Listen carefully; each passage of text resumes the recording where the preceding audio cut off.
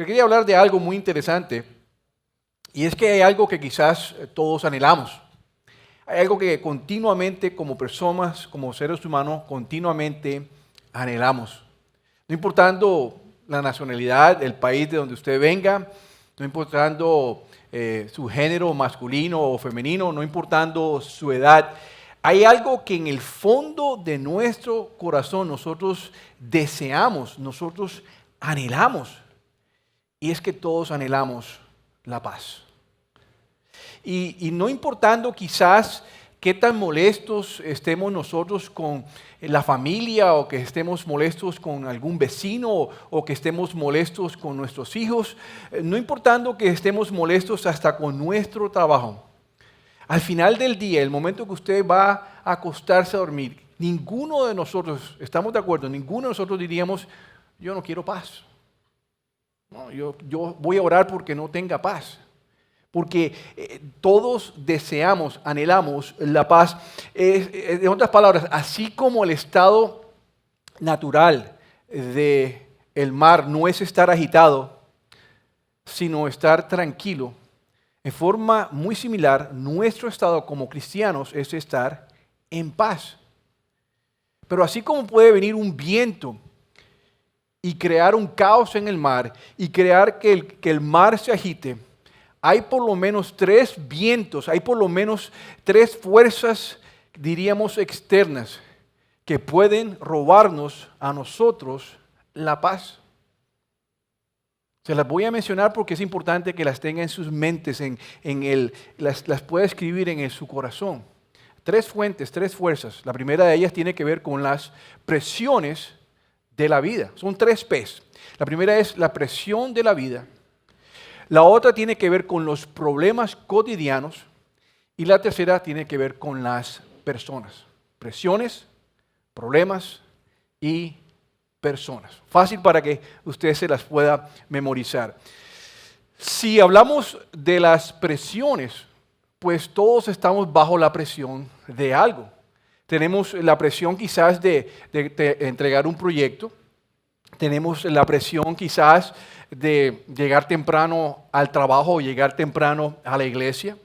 Tenemos la presión de querer, digamos, arreglar la casa. ¿Qué me dicen de esa? La presión de tener que buscar en el closet qué ponerse. Tremenda presión para algunas, ¿verdad? O para algunos. Pero tenemos todos algún tipo de presión. Inclusive, preparar un mensaje como este para un domingo es quizás una presión. O inclusive venir aquí a la iglesia y practicar las canciones con la banda puede ser una presión. Podemos estar bajo la presión. Los voluntarios, todos nosotros estamos siempre bajo algún tipo de presión. Y todas esas presiones tienen la capacidad de robarnos a nosotros la paz. Hablemos un poco de los problemas. Tenemos problemas de salud. Tenemos problemas financieros, tenemos problemas emocionales. Algunos tenemos problemas de peso y otros no tienen esos problemas, pero algunos problemas tienen problemas de identidad. Algunas personas tienen problemas de identidad.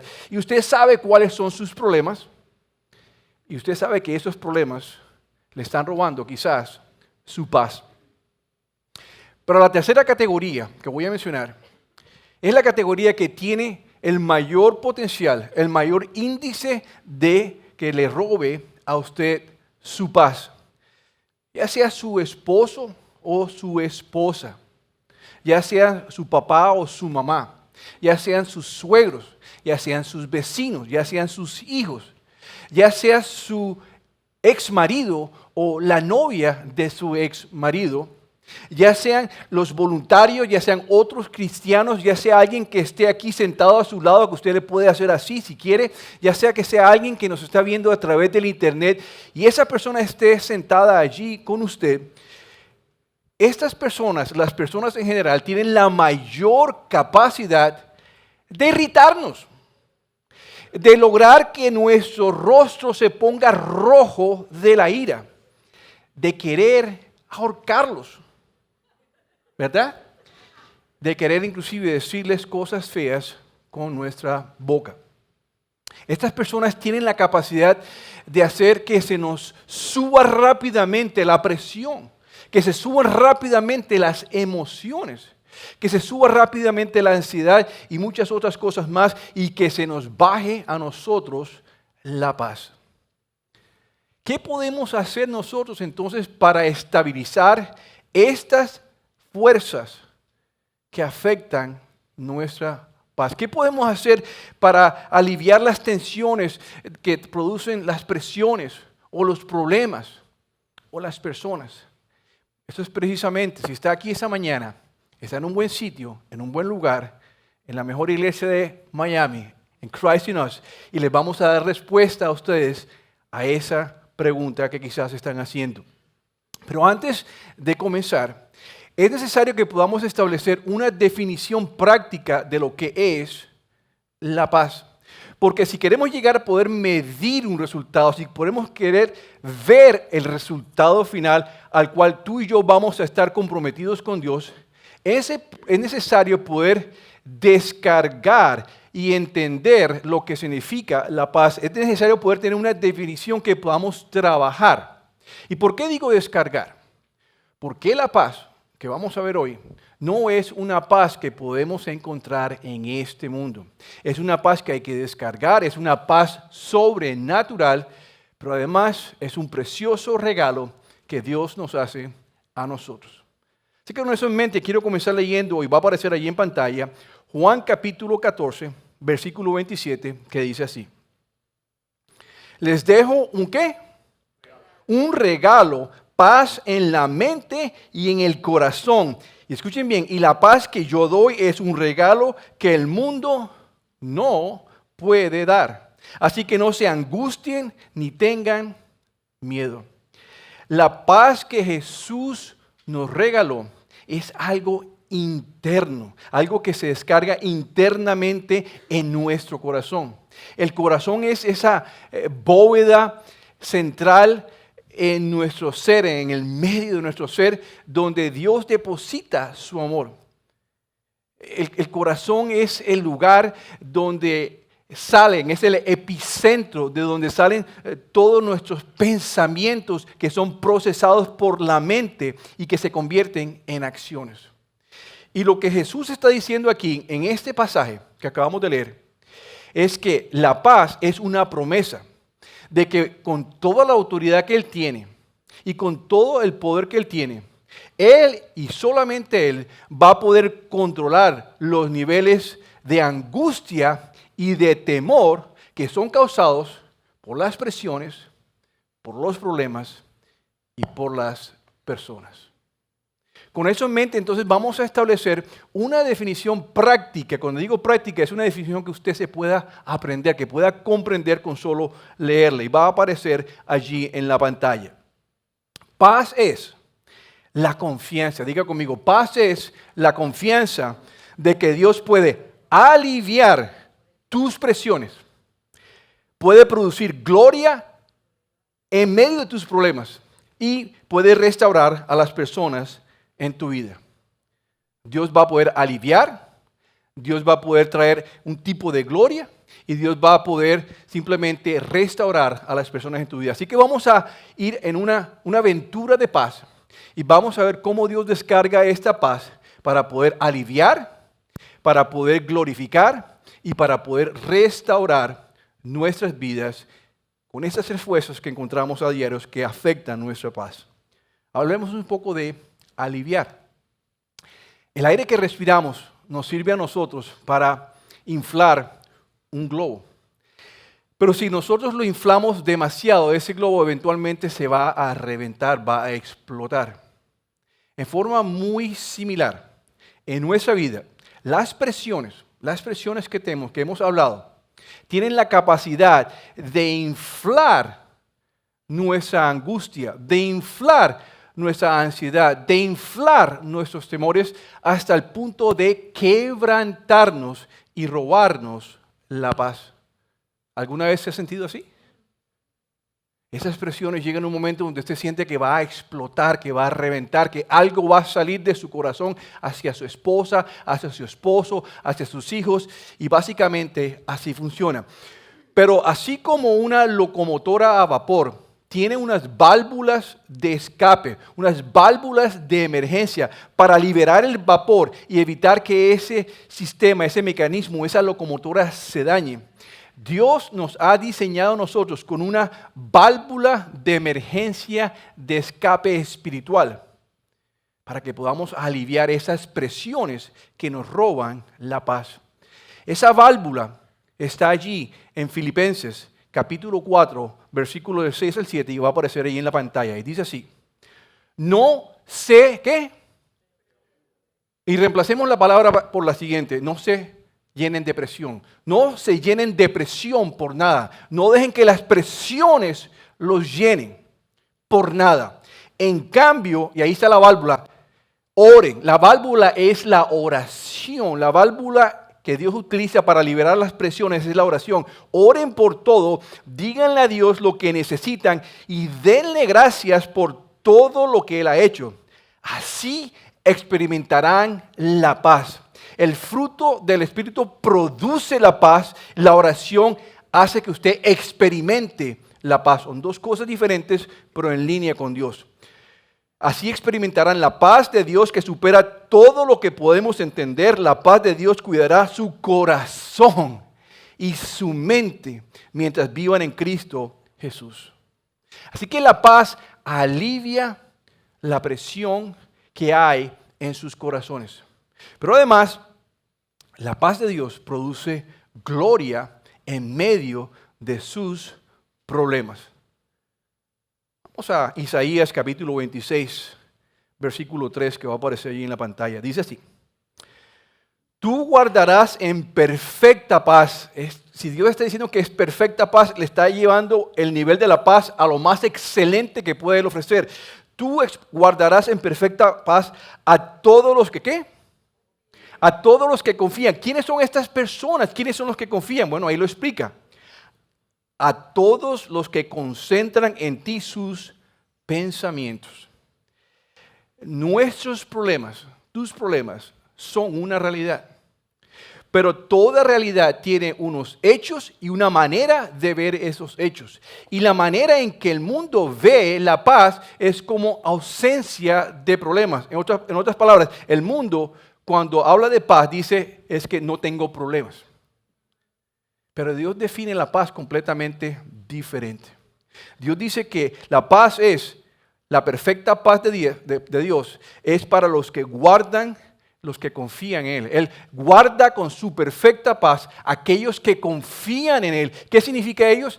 Eso, aquellos que enfocan no su vida en sus problemas, no en aquellos que ponen todo su enfoque, toda su dedicación, todo su esfuerzo en sus problemas o circunstancias, sino a los que fijan su mente en las promesas y los pensamientos de Dios y no en sus propios pensamientos. En otras palabras,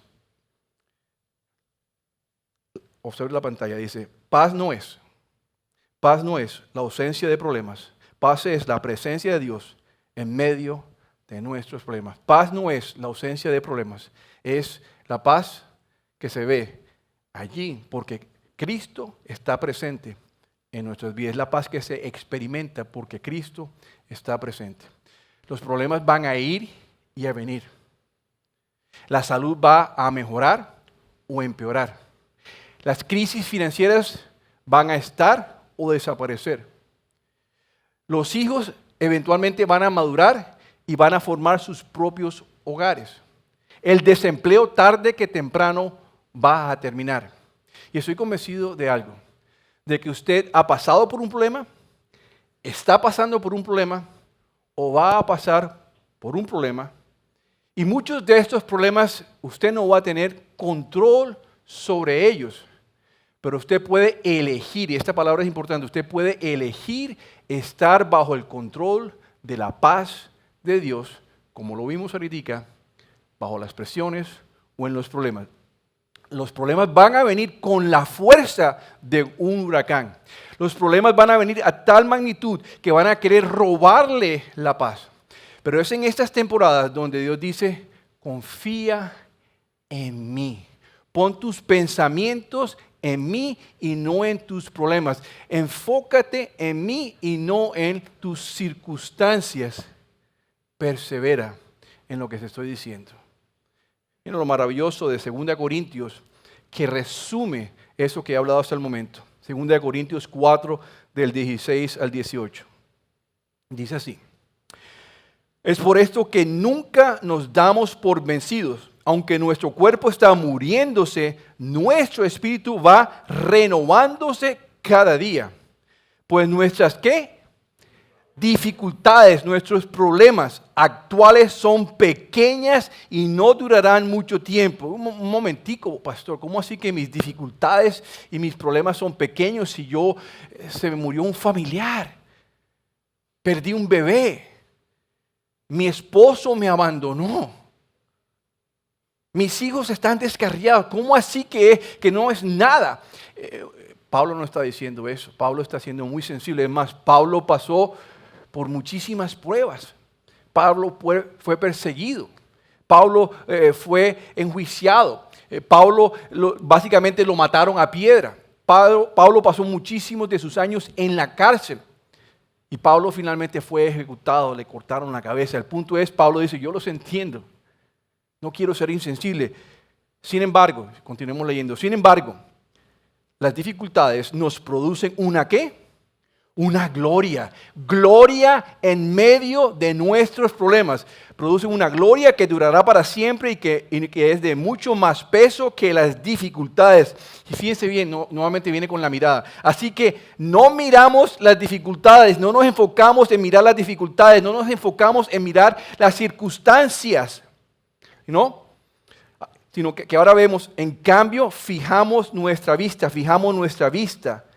en cosas que no pueden verse, en cosas futuras. Pues las cosas que ahora podemos ver pronto se habrán ido, pero las cosas que no podemos ver, como la paz, ¿qué dice? Permanecen para siempre. Jesús no está diciendo, Pablo no está diciendo que no vamos a experimentar problemas, que se van a desaparecer. Pero lo que sí está diciendo es que vamos a poder experimentar paz y producir mucha gloria para Dios y en nuestra vida en medio de nuestros problemas. Así que ya hemos visto cómo elegir la paz en medio de nuestras presiones. Hemos visto cómo elegir la paz cuando estamos sujetos a los problemas cotidianos. Y ahora vamos a ver cómo elegir la paz cuando tenemos conflictos con otros hermanos.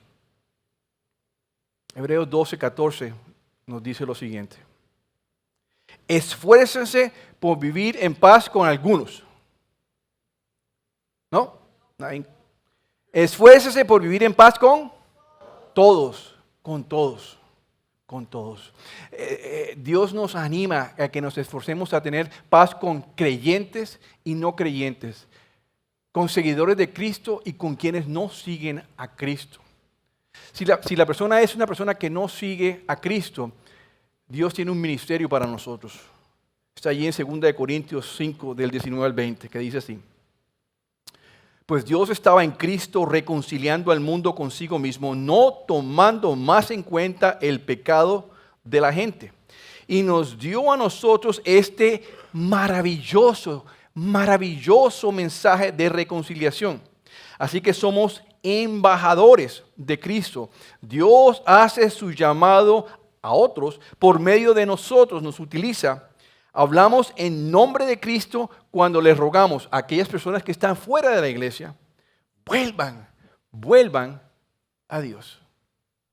Así que la reconciliación o reconciliar es restablecer la amistad. Sí, nuestros pecados son las ofensas que nosotros cometemos hacia Dios, o nuestras ofensas son los pecados. Y nuestros pecados nos ponen en enemistad con Dios porque estamos básicamente atacando a Dios. Estamos demostrando rebeldía hacia Dios con nuestros pecados. Y por lo tanto necesitamos reconciliar esa amistad. Reconciliarnos con Dios significa que hacemos la paz con Dios por lo que Cristo hizo en la cruz, por los pecados que pagó en la cruz. Y tenemos la oportunidad de reconciliar esa amistad y tener una relación íntima y personal con Jesús. Y Dios quiere que hagamos dos cosas con ese mensaje que acabamos de escuchar. Número uno, que le llevemos el mensaje a todos los que no tienen una relación con Cristo, que nuestra labor como creyentes, si tú y yo somos seguidores de Cristo, tenemos la gran comisión de llevar ese mensaje, compartir ese mensaje de reconciliación con otras personas. Pero además dice que ese es el mismo mensaje que debemos aplicar entre cristianos, los unos a los otros, si somos cristianos. La pregunta sería ¿por qué? Y en el pasaje que leímos ahorita de Hebreos dice que esfuércese por tener paz con todos. Ese es el versículo 14. Pero el 15 nos da la razón. Hebreos 12:15 dice así. ¿Qué dice? Cuídense. Dígale a la persona que está a su lado, cuídate. Cuídate. Cuídense unos a otros para que ninguno de ustedes deje de recibir la gracia. ¿Usted quiere gracia en su vida? Siembre gracia, dé gracia, comparta la gracia. Tengan cuidado de que no brote ninguna raíz venenosa de amargura, la cual los trastorna a ustedes y envenene a muchos, a la iglesia, a las iglesias. El punto es que si no aprendemos a responder con esta actitud de paz, lo que vamos a cosechar es rencor, rabia, ira, ansiedad, deseos de venganza, lo cual no produce paz, sino produce amargura. A lo mejor usted está aquí en esa mañana y se siente lleno de amargura.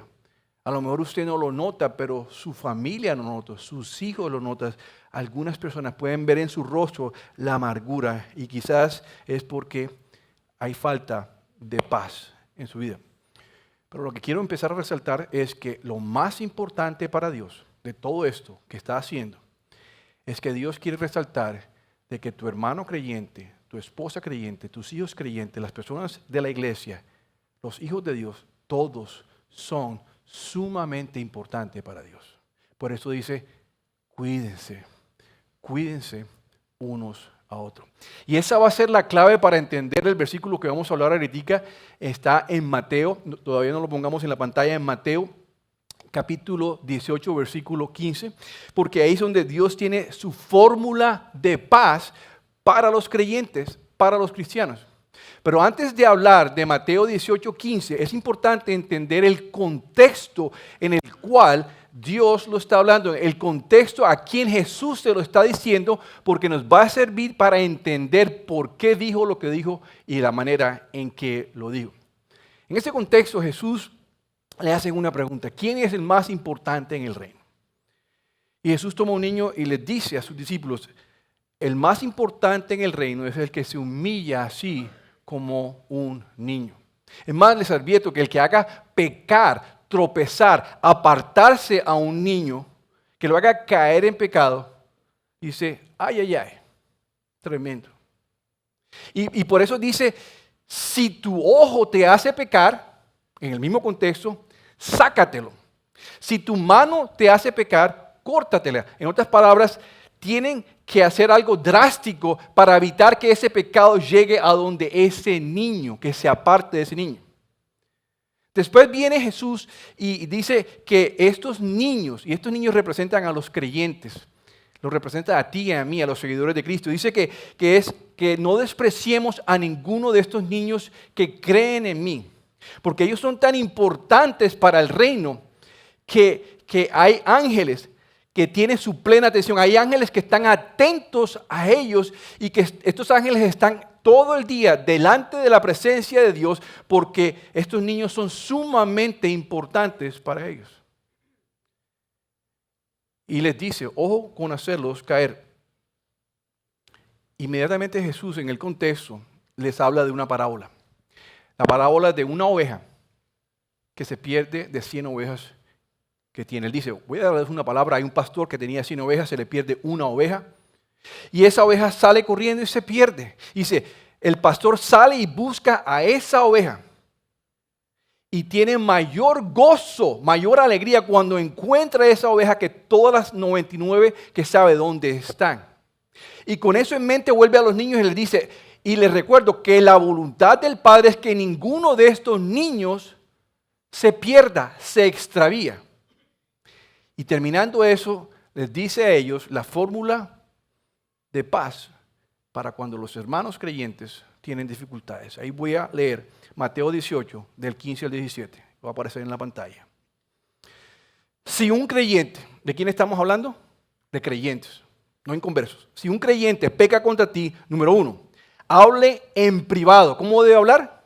En privado, y hazle ver su falta. Si te escucha y confiesas el pecado, has recuperado. Y quiero que tengan esta palabra en sus corazones, porque es la esencia. Han recuperado a esa persona. Pero si no te hace caso, vayan al paso número 2. Tome a 1 o 2 más contigo y vuelve a hablarle para que los 2 o 3 testigos puedan confirmar todo lo que le digas.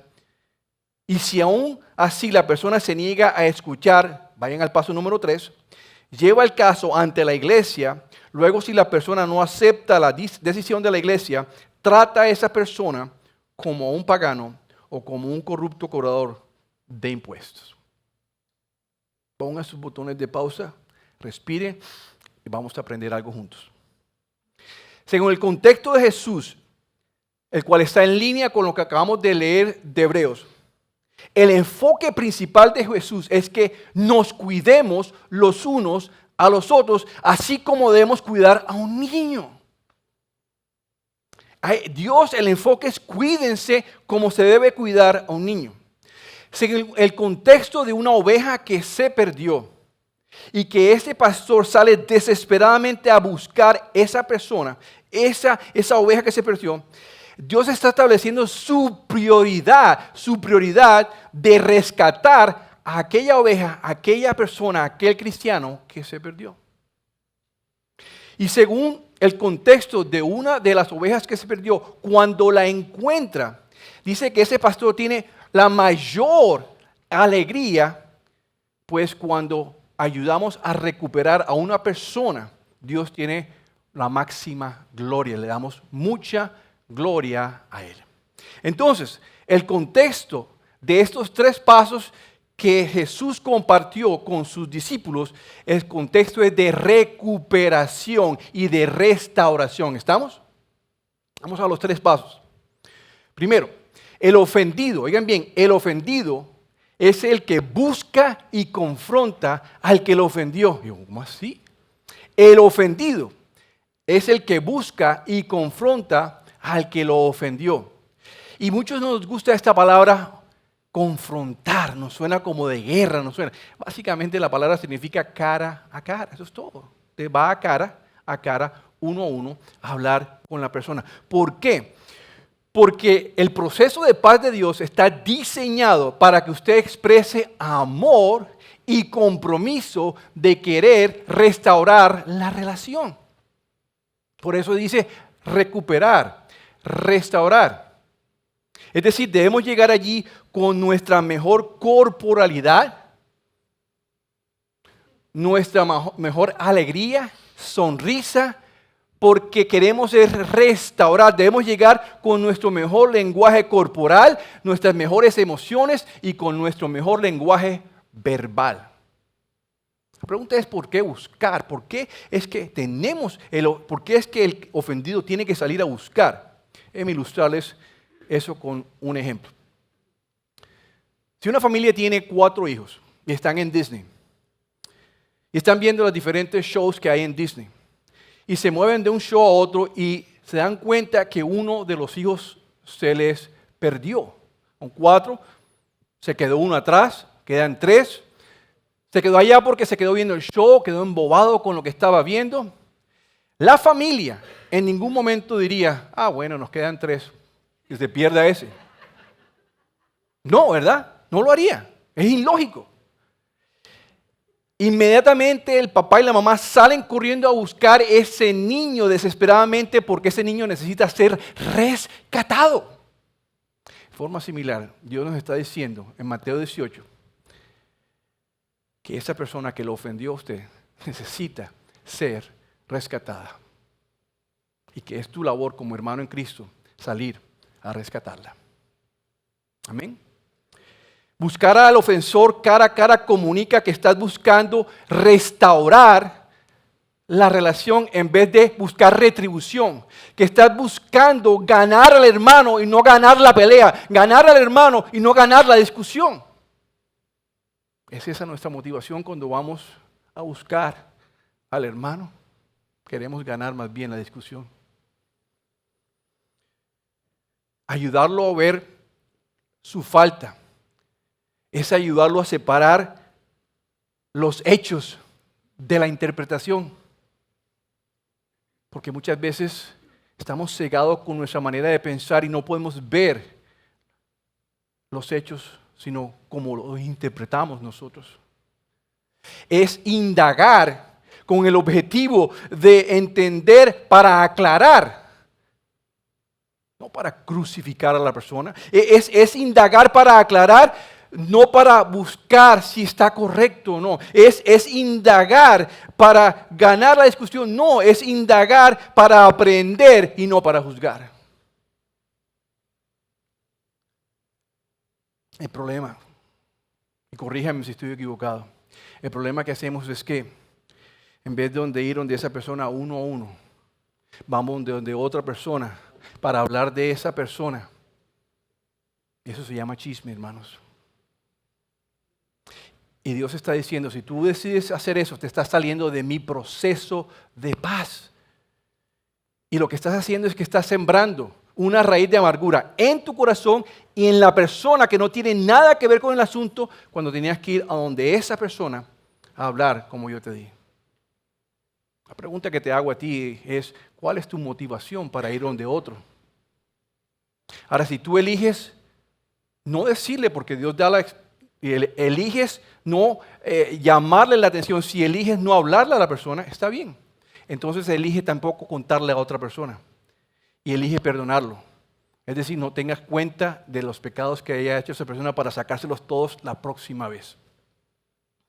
Punto número 2. ¿Qué pasa entonces si no te escucha? Entonces el ofendido debe perseverar. En otras palabras, si el ofensor no te quiere escuchar, Dios no quiere que nosotros abandonemos la búsqueda. Y dice que trae 2 o más testigos. Los 2 o 3 testigos que trae no es para cogerle a golpes a la otra persona, no es para caerle en manada a esa persona, es para expandir el equipo de búsqueda.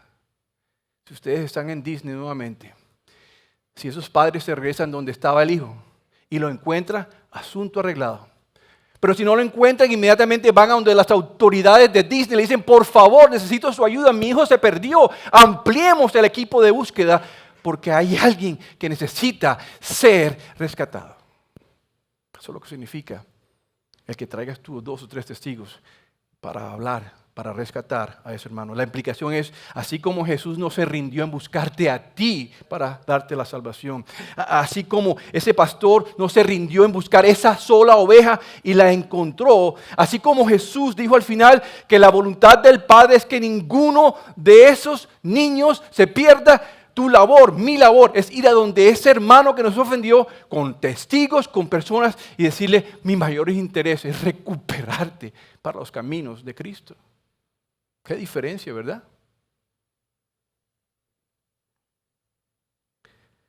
Los testigos tienen la misma función que los ángeles. Los ángeles decíamos que están atentos a lo que está pasando y están en la presencia de Dios día y noche. Los testigos son personas que van a estar allí a favor de la restauración de esa persona. Están allí para supervisar el proceso de paz que Dios estableció y mantenerte a ti contable para saber cuáles son tus verdaderas intenciones, cuáles son tus verdaderas motivaciones. Los testigos no son para venir y dar sus prejuicios, sino para moderar que tus palabras sean honestas y sinceras. Pero si no te escucha, vamos al paso número 3. Y es cuando el ofendido busca intervención. Cuando Jesús le dice que lleven el caso ante la iglesia. Tienen que recordar que en ese momento que Jesús está hablando, la iglesia todavía no está como está hoy en día. En el Nuevo Testamento, en el griego, esa palabra significa que un grupo de creyentes han sido congregados, han sido convocados a un lugar específico con una razón específica. Es decir, van buscando una comitiva que represente a la iglesia. En términos de hoy, significa que van a buscar a los ancianos de la iglesia, algún grupo de las personas que están en la junta directiva de la iglesia, o alguno de los diáconos, o alguno de los pastores, para que puedan mediar en el asunto, porque fíjense bien, la iglesia local es la institución creada por Dios para mediar cosas que tengan que ver con los creyentes y creyentes solamente, no con los incrédulos, ¿estamos? La iglesia local, la entendemos los creyentes, es un arma de Dios para ayudar a los creyentes y por eso aquí le está hablando solamente a los creyentes. Y fíjense bien, que dice que hay ¿qué decíamos nosotros en el contexto? Que dice que no, ojo de no cometer pecado contra uno de estos niños, ¿verdad? Y después dice, si tu ojo te hace pecar, sácalo. Si tu mano te hace pecar, córtatela. Esta iglesia tienen que lidiar drásticamente con el pecado, no con el pecador. Una gran diferencia. Con el pecado y no con el pecador.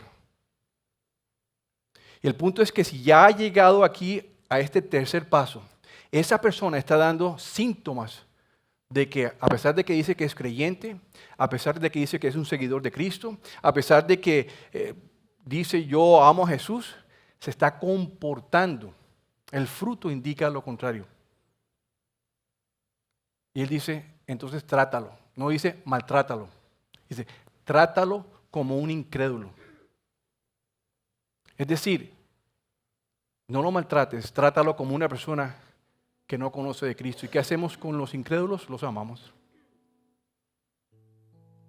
Dios, cuando empezamos a tratarlo como un incrédulo, entonces Dios está diciendo, si es un incrédulo, déjamelo a mí, yo me encargo. Si es un creyente, para eso establecí la iglesia. Pero en ambos casos, esa persona es amada. Porque lo que más le interesa a Dios es que nos cuidemos los unos a los otros, que nos restauremos, porque su mensaje de reconciliación no fue dado cuando éramos los mejores, no cuando éramos más sucios pecadores.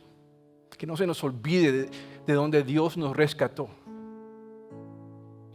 Todo esto, Dios está interesado en la completa restauración de su iglesia y en aquellos que deciden tomar el paso de aceptar el mensaje de reconciliación. Amén.